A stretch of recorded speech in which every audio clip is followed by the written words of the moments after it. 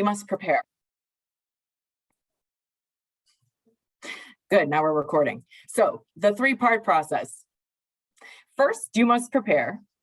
Next, you must plan. And finally, you must whip it good. No, just kidding. That was based on the previous slide. So finally, you must succeed. So by the end of our presentation today, our goal is that you will understand the elements associated with the transfer process, there it is, and feel confident that you will succeed moving forward. And then, quick side note before we move on, we will have time for questions at the end of our presentation today. So please hold your questions until the end. But of course, if you have a burning question that you don't want to forget, feel free to pop it into the chat at any time, and we will read them and answer them at the end. All right, thanks, Anna Jane. Next slide. So let's get into step one, prepare. Yes, any Office fans out there? Yes, thank you, Dwight, for the reminder that it is always good to warm up. That's never a bad idea when one is preparing. Next slide. All right, well, so why transfer at all? This is definitely a question one should ask themselves before deciding to dive into the transfer process.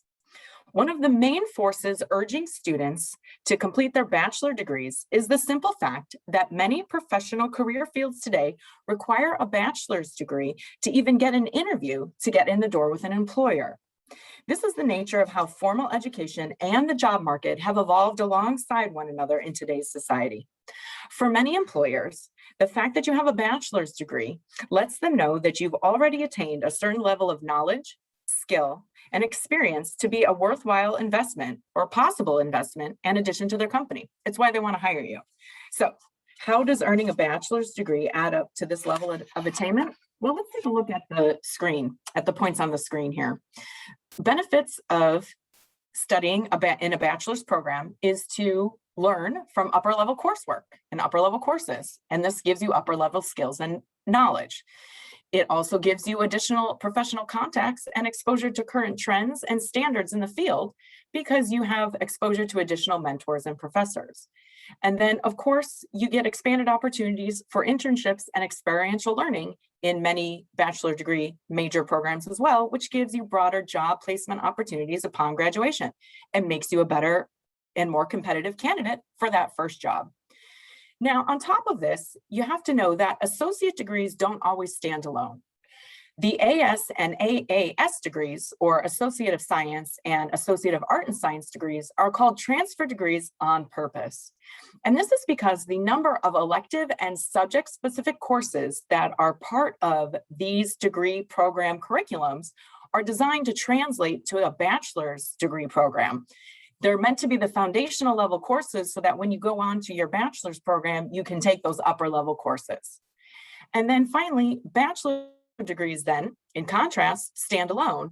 And this is because they're considered professional job market preparation because these programs give you concentrated study in your major so that you can become an expert and then be better prepared to enter the workforce and a career in your field. Next slide. Besides the changing correlation between the job market and level of education, another main reason to transfer is all about the dollar bills, or the paper, if you will.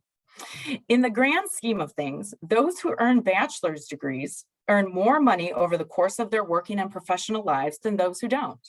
And lifetime earnings tend to increase as the level of education increases. Now you can see this logic represented on the graphs on your screen, which, by the way, are sourced from a 2021 Georgetown study. So you know they're pretty legit.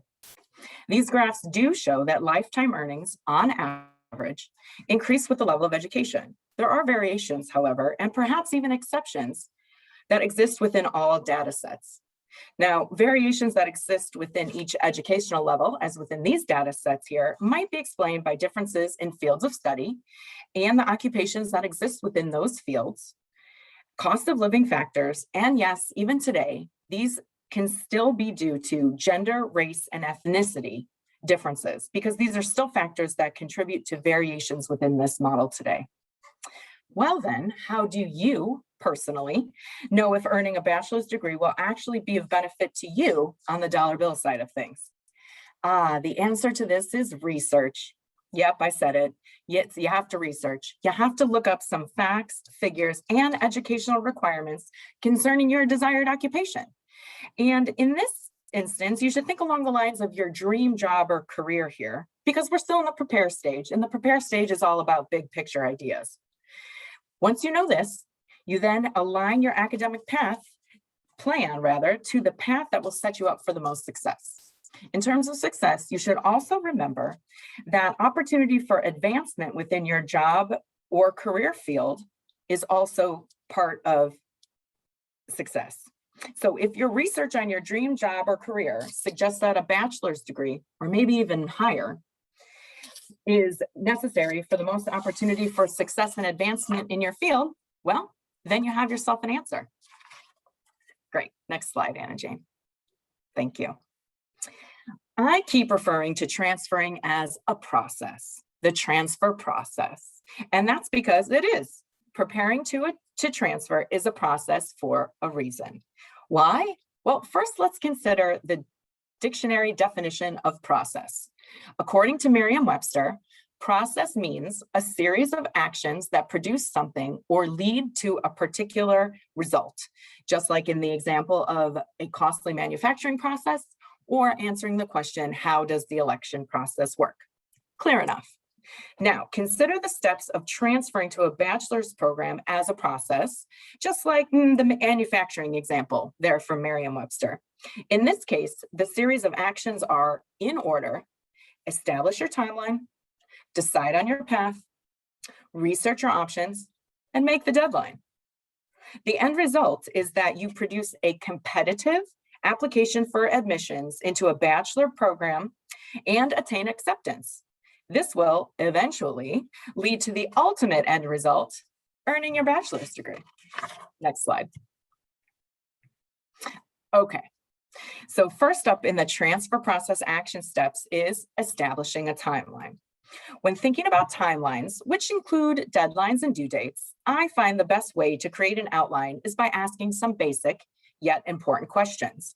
In this instance, those questions are: when do you want to transfer? And when do you want to start classes? In the fall or in the spring? Now, if you're looking to transfer to a bachelor program in a traditional timeline, then you will complete your associate's degree first. Now, if you're thinking that transferring to a bachelor program might be something sooner, or rather in a non-traditional format for you, like say after one semester or after 1 year of classes here at LFCC, then you probably want to ask your advisor about passport courses or about the brand new, shiny Universal Certificate of General Studies. Now, those are just two side notes, the passport courses and the new General Studies certificate. So if that seems like the route for you, you should make an appointment with your academic advisor sooner rather than later to talk in more detail about these options, because I'm not going to talk any more about them, and neither are my colleagues in today's presentation. So we are focused more on the traditional path to transfer, which comes after your associate's degree. So working backwards from here, answering those two questions, knowing when you want to transfer and when you want to start classes, you need to know that the best time to start researching school options is actually 1 year, yes, 1 year before you want to start classes at your transfer institution. And that's noted there in that second bullet on the slide in front of you. So make a general note of that date or time frame. And while you're at it, also note any application deadlines for your top schools or your most interesting transfer schools. Now, in this regard, most universities set a March 1st deadline for fall enrollment or fall start application deadlines, and an October 1st deadline for spring enrollment or spring class start application deadlines. And just so we're all on the same page, to recap, a fall start means August, and a spring start means January, my bad. A spring start means January. So it's also important to note in this regard, though, that some schools do have what's known as rolling admissions or later deadlines than the 3-1 and 10-1 dates. Even so, though, your final semester at LFCC is probably a lot too late to start researching and planning to transfer. Now, think of this as in terms of planting seeds, perhaps. If you don't plant at the right time, there is a significant chance your seeds will not sprout and mature at the proper or intended time. And even if they do mature, there's still a good chance that the harvest will not be as hardy or well balanced as compared to those that were planted accordingly. Are you picking up what I'm putting down here? I'm sure you are. Next slide. Research is another word that keeps popping up here, isn't it? Well, as you may have guessed, that is definitely due, at least in part, to the fact that this presentation is all about education and continuing your education post LFCC. So it's pretty hard to get through any type of education, right, without some sort of research. Now, in that regard, I don't want you to think about this aspect of the transfer process action steps like the process you would go through to complete a 10-page research paper for, like, say, one of your history classes. No offense to history classes, of course. But rather, think of this research like you would do Yelp research before trying a new restaurant in the next town over. Come on, I know you all look up how many stars a business has before you even consider looking at the menu. I know I do. Okay, back to it. Research is an important action step in the preparing stage of your transfer journey because, as the slide says, to research is to uncover options. To research is to uncover resources. To research is to uncover perspective, and to research is to uncover guidelines. Once you have all of your research compiled, it will help you make a list and or ranking of your top schools or programs.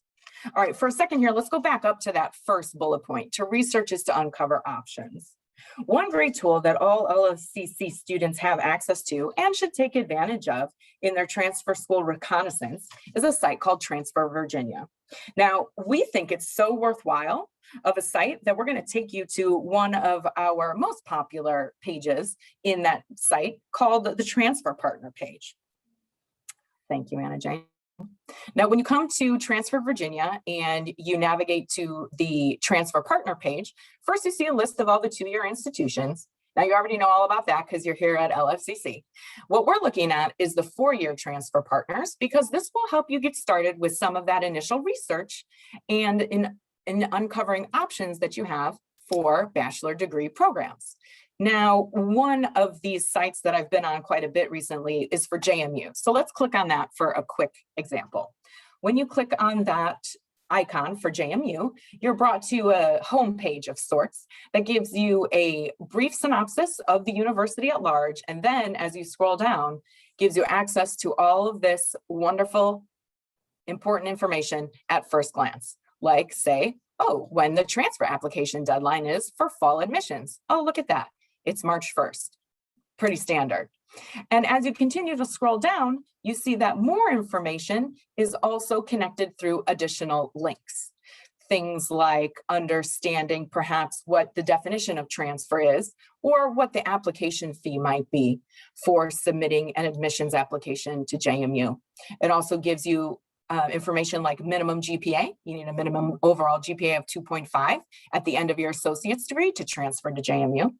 And then as you keep going down, it also gives you additional drop-down menus to explore other information through JMU, like the ed majors. And then you have to scroll back up. There we go. Yes. So if you were interested in, say, transferring to a business degree at JMU, you could click on the College of Business website and it would bring you to information specifically about transferring to the College of Business at JMU. So again, this is a really wonderful resource for understanding what your options are and starting that reconnaissance.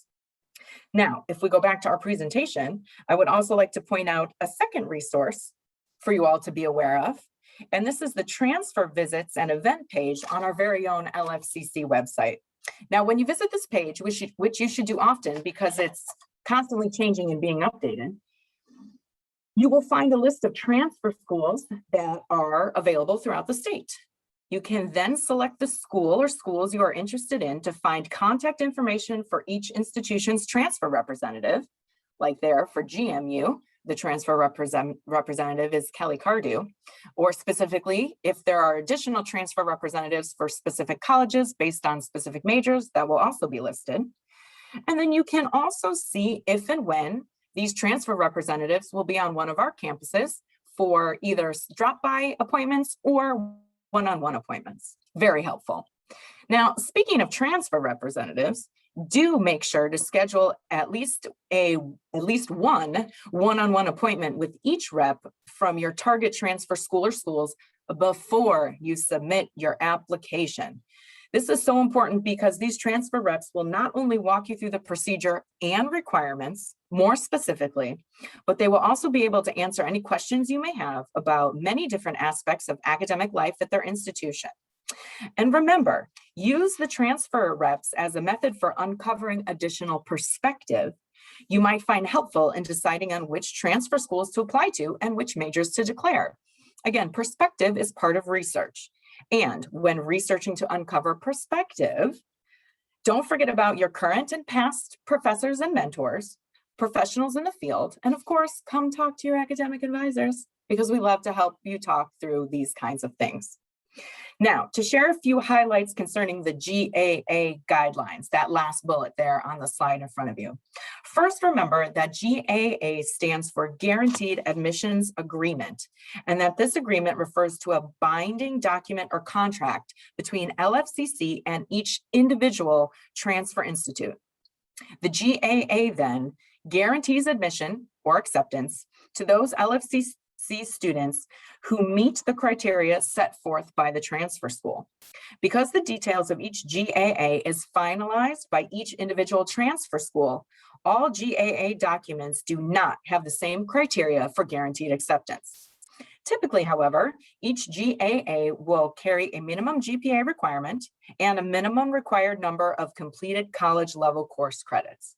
Some GAAs might also require specific courses to be completed, especially for certain majors over others, have a minimum number of course retakes that are allowed, and many of them also require a letter of intent that needs to be submitted on time with the standard admissions application.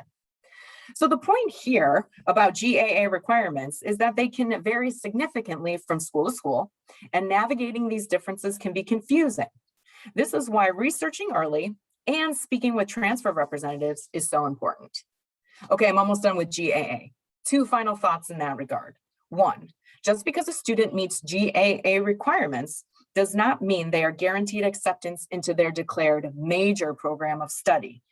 Some majors have additional requirements that must be met, which are outside of the security of the GAA. Again, this is another detail that's best discussed with the school's transfer rep. And two, kind of on the other side of the coin, the GAA is not the only way to transfer. Students are accepted competitively all the time.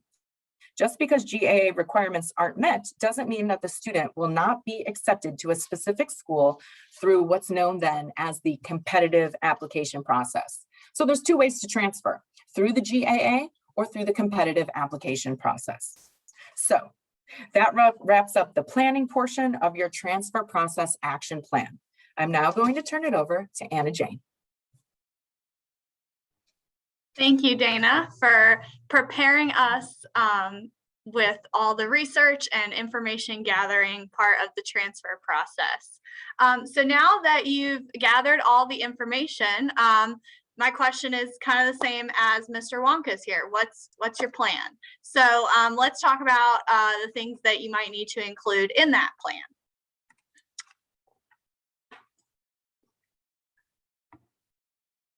Okay. So first off, let's talk academic planning, because we are, after all, planning your academic future. It's important to plan out the remaining courses that you have left to complete your degree here at LFCC, and be sure you are set up to graduate in your desired semester. So, for example, if you're wanting to transfer, in a fall semester, you're going to want to make sure you're wrapping up your LFCC degree in the spring or the summer to make sure you're in line with that timeline. You want to make sure that remaining classes that you need to take are going to be offered in upcoming semesters. That, sometimes we don't offer a class every semester. So if you need, a specific English class to graduate, you want to make sure that you have all that planned out correctly.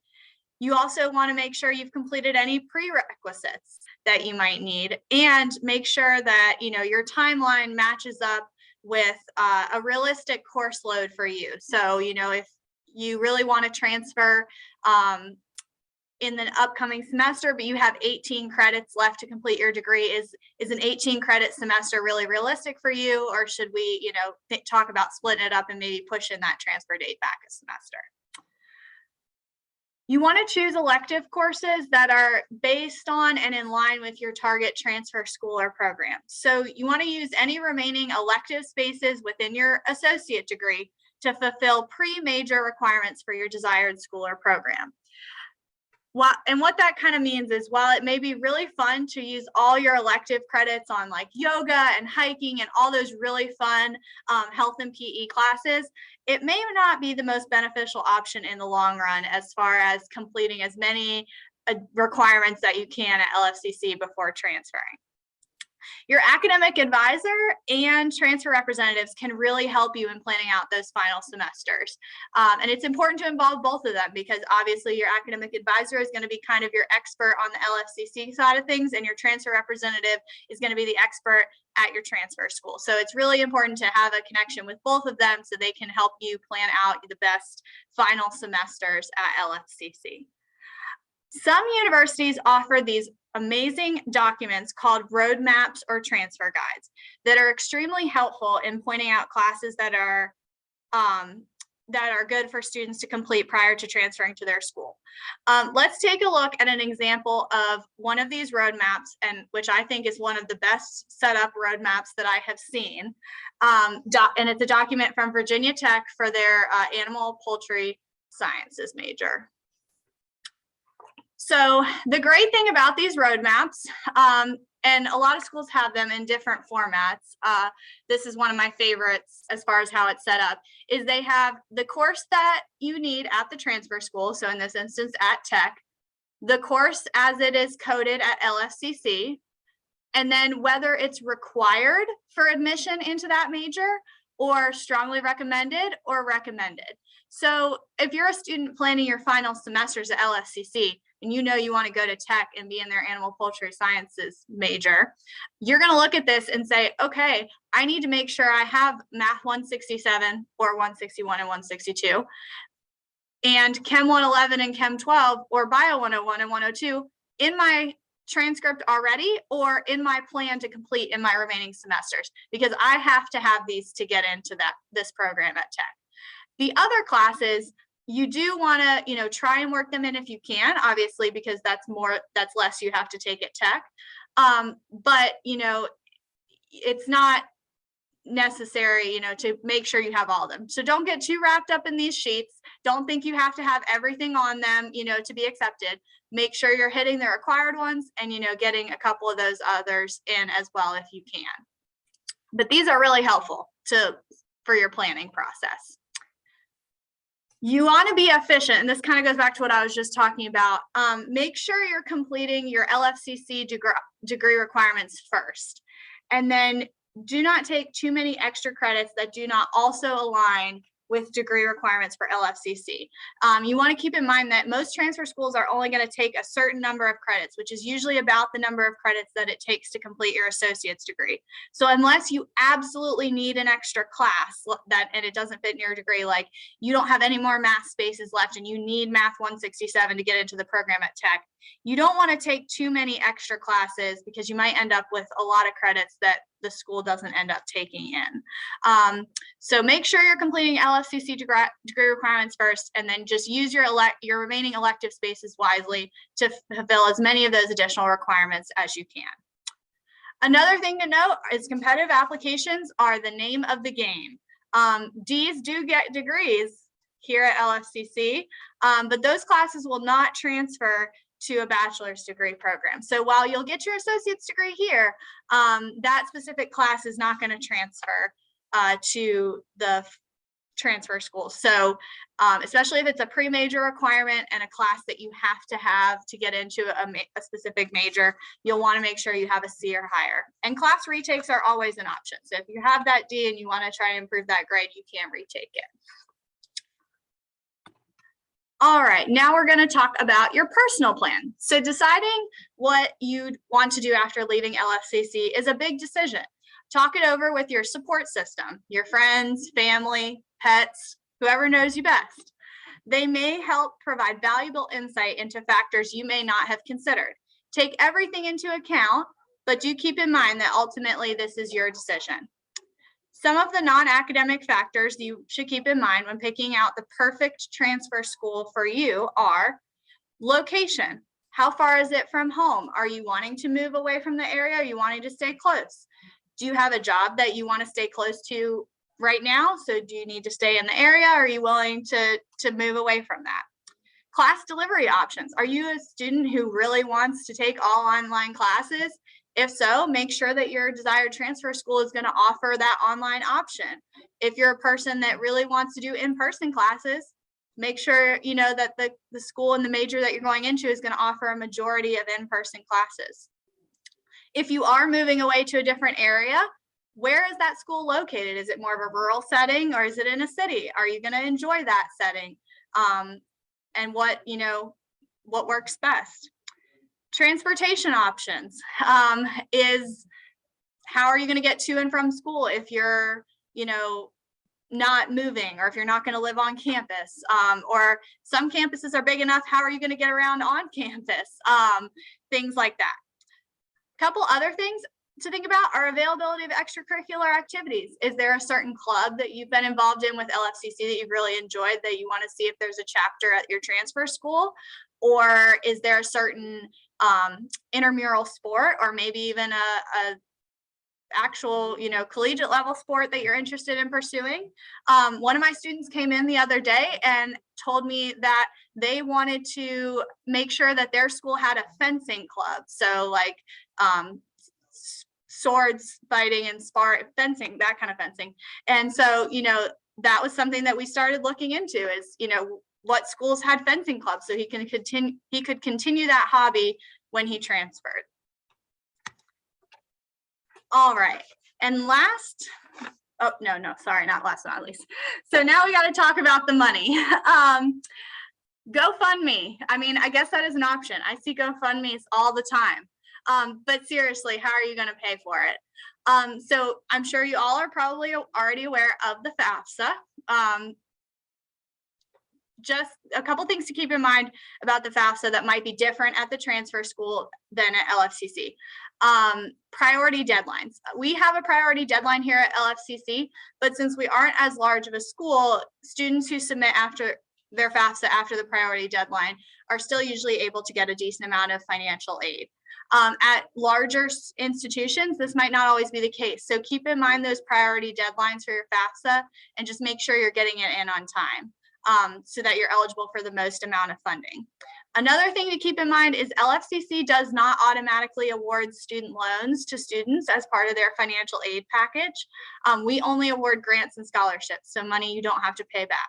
Transfer schools might include a loan as part of your award package. So just make sure when you're reviewing your award packet that you check and see what kind of money you're being awarded, and understanding, if you're going to need to pay that back eventually, or if it's a grant that you won't need to pay back.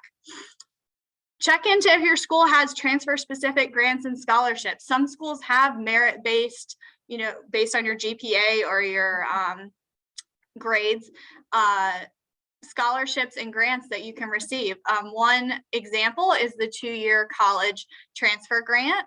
It provides, here we'll take a quick look at that one. It's offered at most public institutions in Virginia. And it is, I think it's $2,500 for a non-STEM field, and then it's $4 or $5 for a STEM major. I'm pretty sure what the numbers are. It's changed a couple times here in the last couple of years, but that's one example. But there's more sometimes school specific ones that schools offer. I overheard the Shenandoah transfer rep saying the other day that their students are, eligible for, I think, over $10,000 in scholarships as transfer students. So, definitely check into those opportunities at your desired school. There's also work study opportunities, so working on the college's campuses or getting a part-time job. Are you okay with working while you're in school? You also want to consider adulting costs. They're no fun, but we have to factor them in. Tuition and books are just part of the cost, especially if you're going away from home and you don't intend to live on campus. Be attentive when reviewing rental contracts. Does the cost include utilities, internet, etc.? How are you getting to and from school? Are you going to take your car? Does your school charge for parking? We at LFCC are lucky in that LFCC doesn't charge us for our parking passes, but that is not the case at all transfer schools. Is there public transportation available that you could, leave your car at home if you wanted to and take public transportation? Or will you be living close enough where you could walk to campus? As far as food, are you going to get a meal plan through the school, or are you going to grocery shop and prepare food yourself? And what are going to be the costs associated with that? And then just general living, any other costs, spending money for social activities. Maybe you want to go to some football games. You want to factor in the cost of tickets for that because students don't always get in free. That was kind of a culture shock. I wanted to take my dad to a basketball game when I was at University of Kentucky. Still had to buy tickets, and you had to get yourself in a lottery to be able to buy tickets. So it wasn't even that you were guaranteed to be able to purchase them. So these are just kind of some of the smaller costs that you might want to keep in mind when you're kind of figuring out how much it's going to cost you to finish your bachelor's degree. All right, the last step of the plan is actually getting ready to put together your application. So what do you need? You're going to need your application, any other supporting documents, including fees, and any GAA requirements.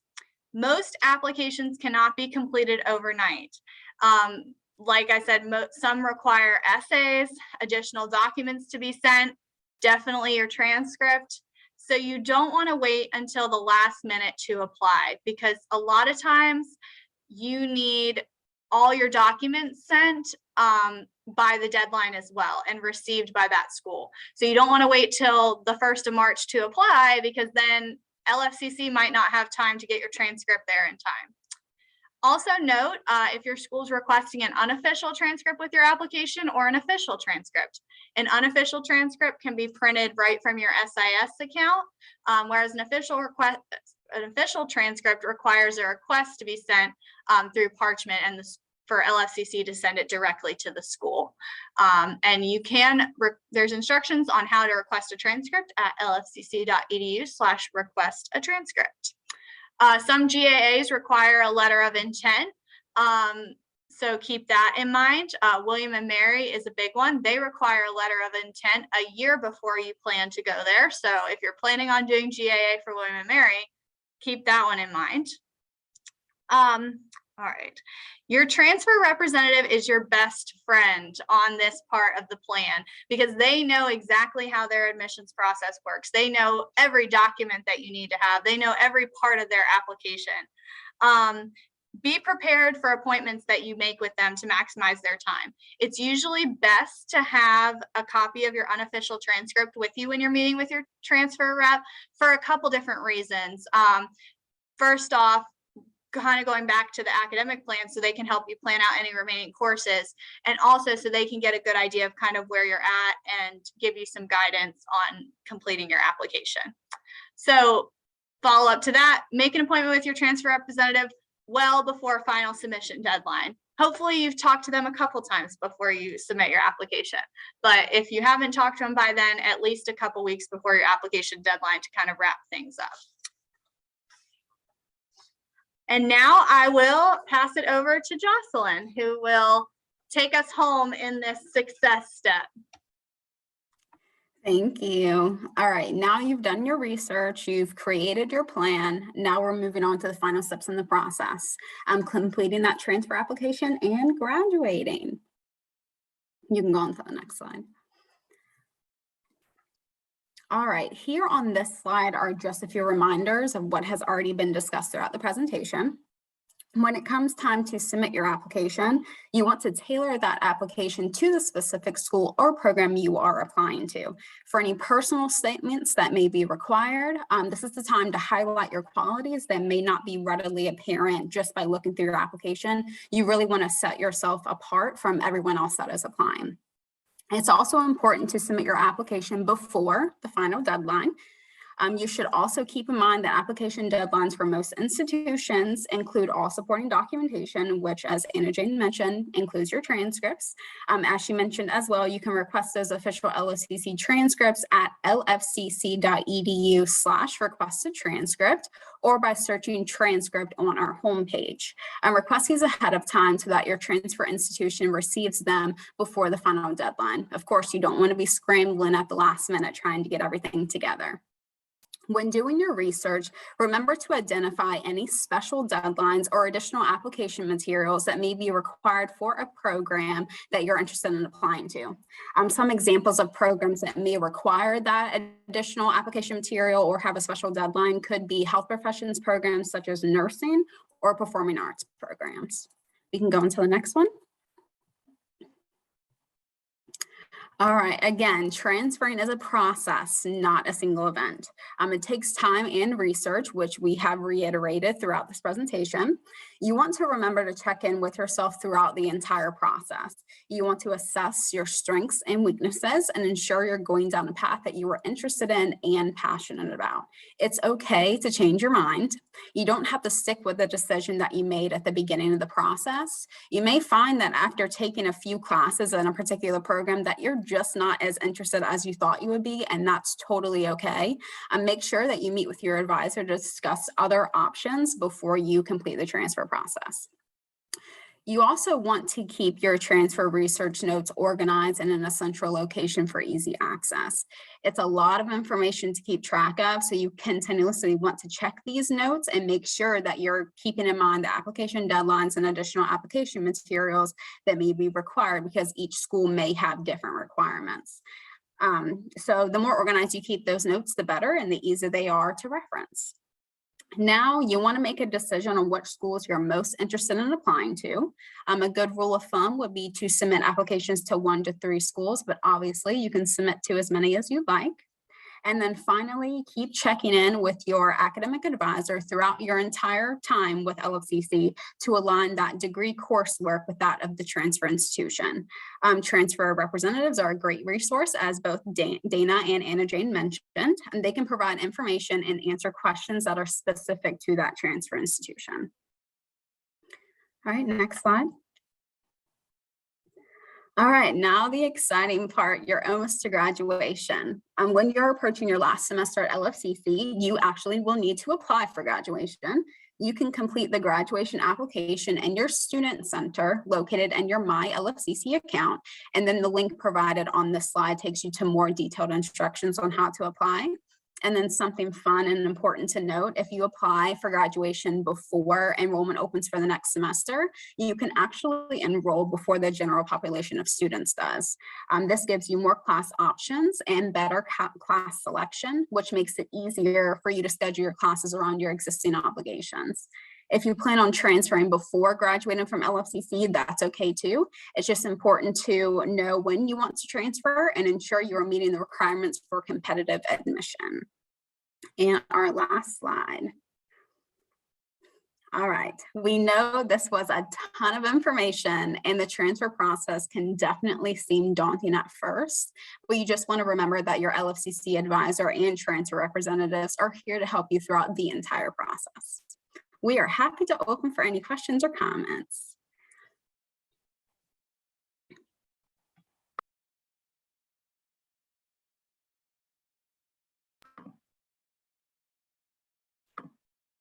I'm not seeing anything in the chat. Does anybody have a question? You feel free to unmute yourself.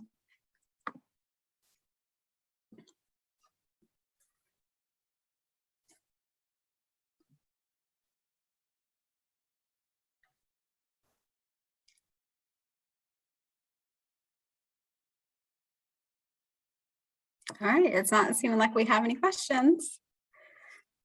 We want to thank you all for coming out today and joining us, getting this information. Since it is recorded, if you ever want to reference it back, I'm sure we'll have that either posted on our website somewhere or sent out to our students.